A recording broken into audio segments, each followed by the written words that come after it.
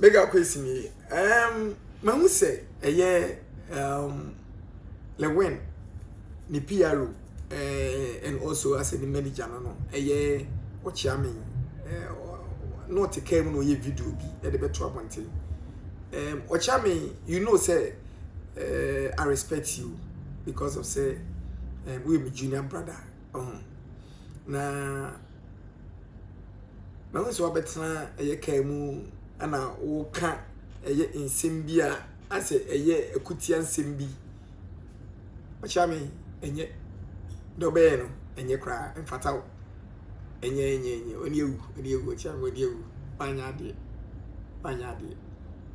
video na be no faso bi ani so faso ani so ne sei wo ye ni PRO o say ni manager anka mu ye anka o ba no asanka o ba no se ka oba be sisi asem no so eno so ba tutu ba oh misremo kodwo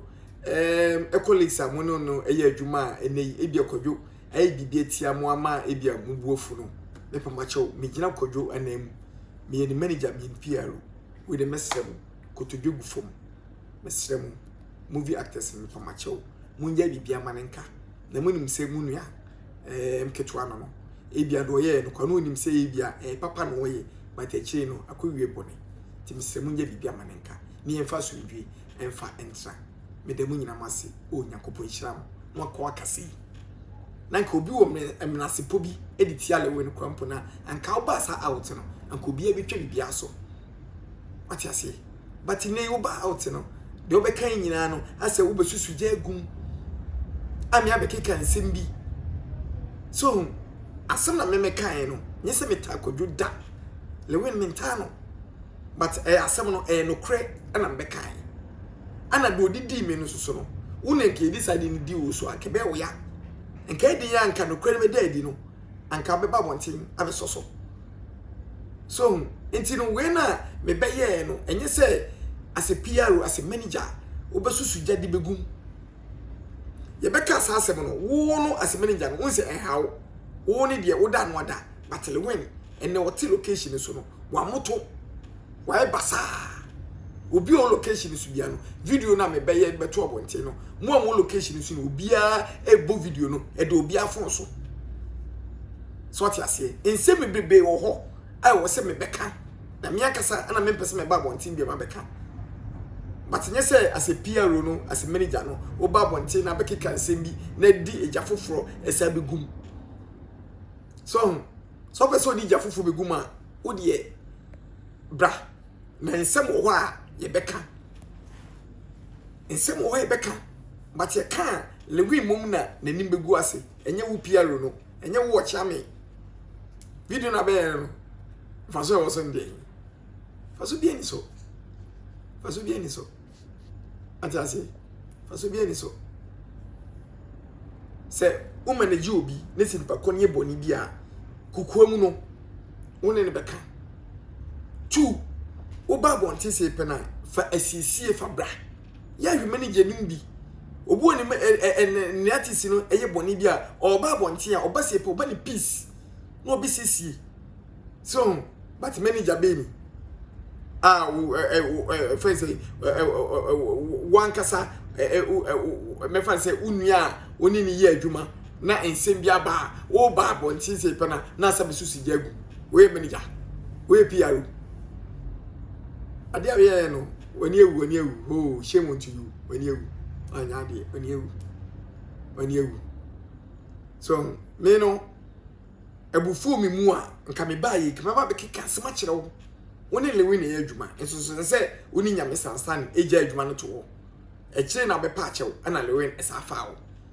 die si pote pa menka me de no beto wo menka ho asem but ba oba bonte na wotika mu a obekeka asem no eno no reply ana me de ma no wanya de enye so be sa de no enye ewiase so nu bi san ne se nipa kono kwa amani mu a yi ni film but so nu bi san ne se pa kono kwa amani ne se wo so ne tiko na wo pia na koto amani mu a e ba ne sa ye bu nipa boni ni ye bu ni se wo uni do what you say yes o yes ade ni da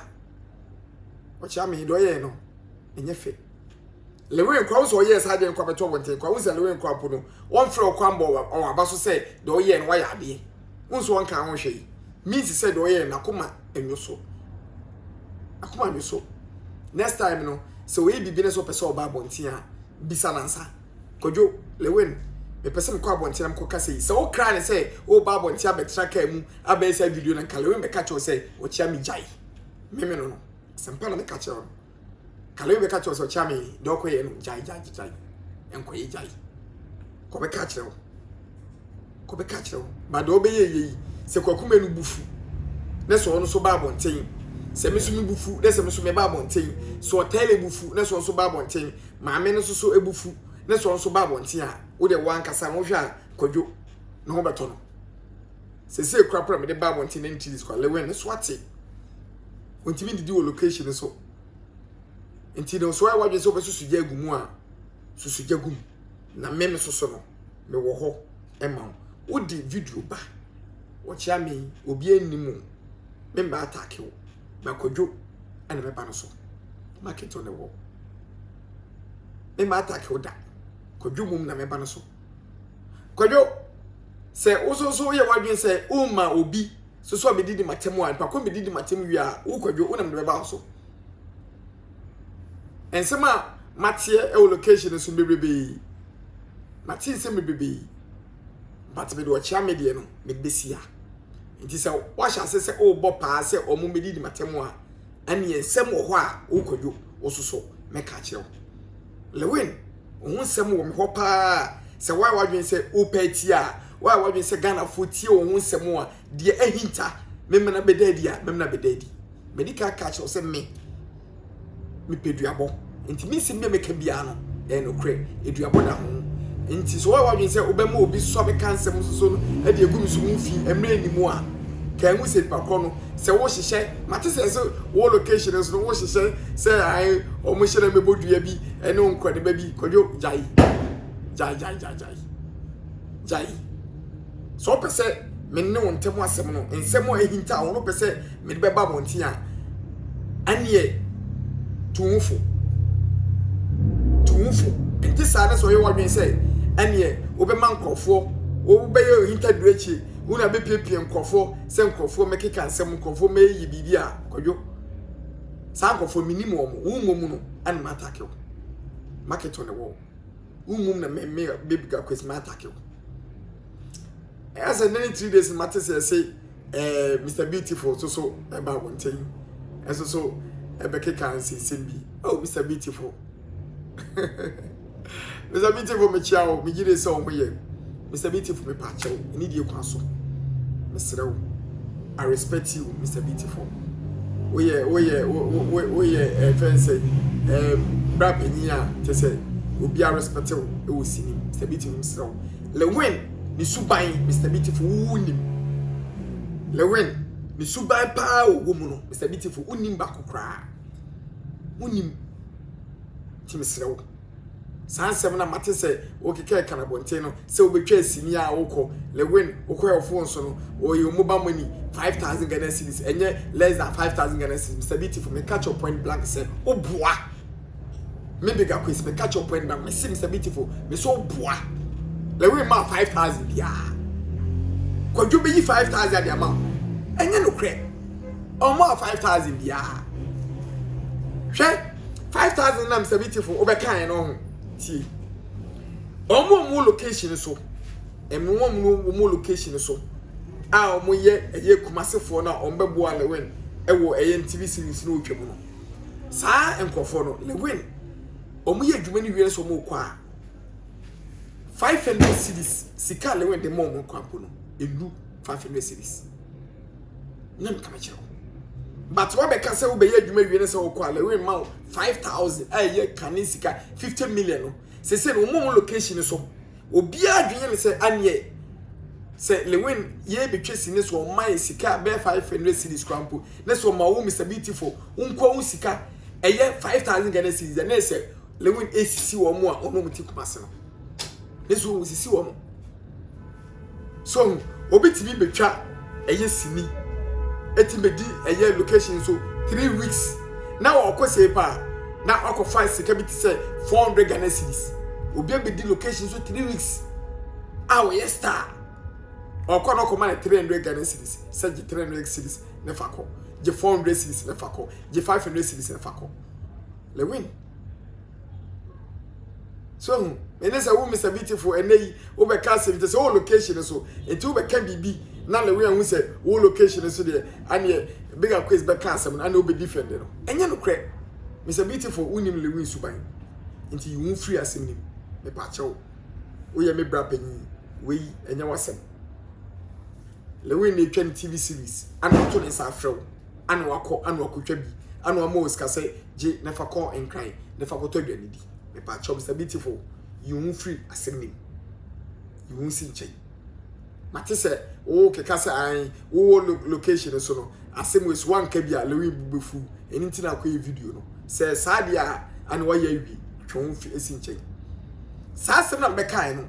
wo de hwe long face na hwe akwa no sama no omo ne lewi ya adwuma ni nyina no lewi nti se sika no emfa ma omo da omo asem ne ka ba nya ne se obi finkran na so be ya adwuma o kwa lewi na emeniska nyesa na me ka no ene se ne calibos e won kran obekuma se be ye lewi adwuma lewi be meniska ene de minim uwe bi say besma the joke onu sa onu so no be lewi adwuma edin a lewi enti me hwe ne sapa obem na ba obem meniska so ti ase eti no se wo hwe adwa smart mo ne mame dokro mo ne empanifo no ofro mo nyina na obem obi eska but omo mu ndi tikumase no omo no mu twam vi awukumase no lewi mu muska omo ase ne ka ono munum ye adwuma omo muska obi ti se kale kumase obi ti se gaw katete omo nyina no lewin etimi nte eye 1000 Ghana cedis fa mo mu se mabedi location so ache etimo nje lewin mu se sika no omo nim se so meka na no kre lewin no fa se sika ne mo so Mr Beautiful misrawo me pa che woni de kwa so bra panyi misrawo me respect o pa lewin asem no you won free why e pa che you won free na me gide say so you won free mu a obi enu no be kasa etia wo why me da say Mr Beautiful so wetie asem ha make o cha me misrawo se wo babontin ne be ka asem a edi peace asundwe e be ba but e be ka asem a edi ntutuye e be sa ba piem me do bibia say me dey the bigger quiz. May God guide you, may God bless you. Thank you very much indeed.